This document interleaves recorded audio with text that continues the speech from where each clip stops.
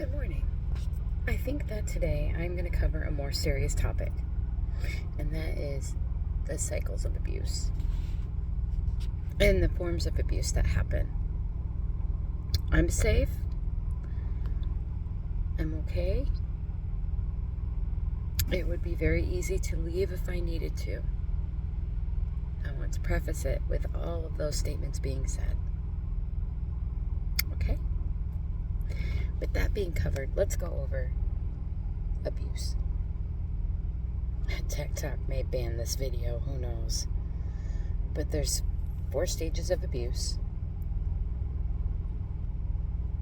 There's the tension phase, where there's abrupt anger, annoyance or impatience, and aggression, or one or all of 3 of those items. And the tension is caused by external factors such as financial problems, issues at work. Things just begin to build for your abuser. Anger grows, and it's due to a loss of a feeling of control. And during this stage, the abused partner tends to try to find ways to ease the tension to prevent an abusive episode from occurring.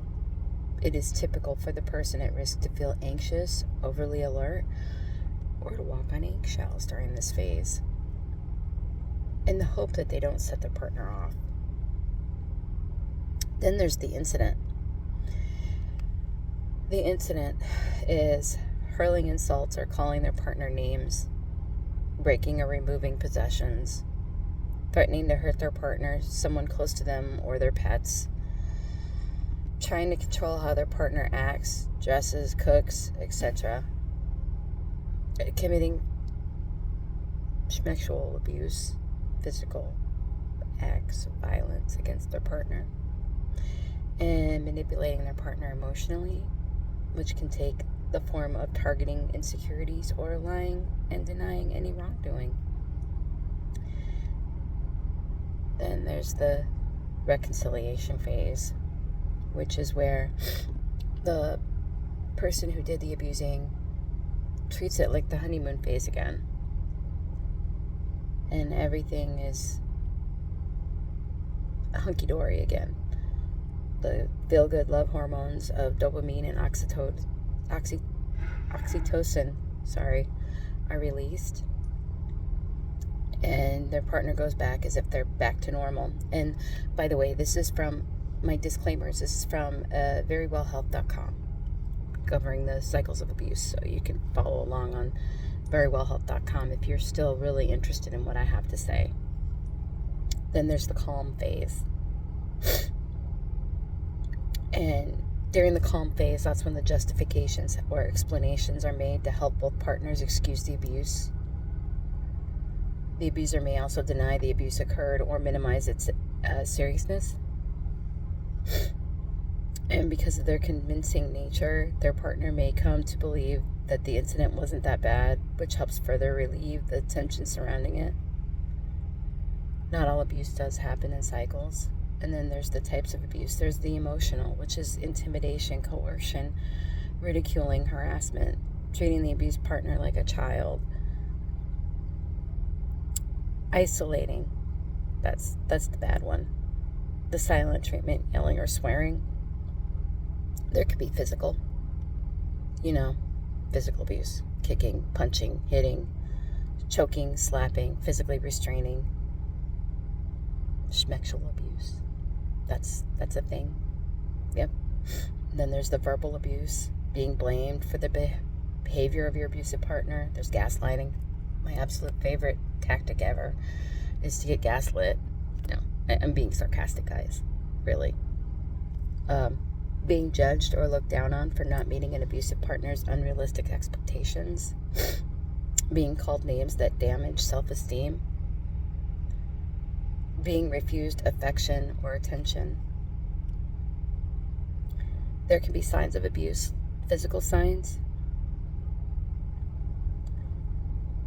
There can be silent signs, which would be like emotional upset or agitation, sudden changes in behavior,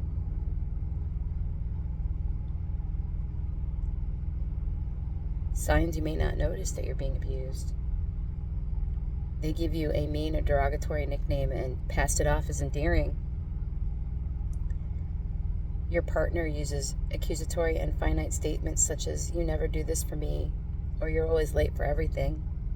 They call you names and try to act like they're joking. Your partner patronizes you by saying things such as, "Ah, you tried, but you're not capable of that." They're dismissive of your feelings or other important things. Body language can typically give this away, such as eye rolling and shaking of their head. Your partner uses sarcasm to disguise insults. They often say things like, "You take everything so seriously." They take credit for your accomplishments. Your partner puts you down for things you like or your hobbies. Ending the cycle. The first step is to acknowledge that there is one. There are many resources on this. Sometimes it can be difficult to see abuse from the inside of a relationship. The cycle of abuse is a 4-stage pattern used to describe the way abuse often occurs. It's also important to remember that while the cycle of abuse can be a good tool, people experience abuse in many different ways. And you too can get out if you are currently being harmed in any way by somebody that you love. You can get out. You can do it.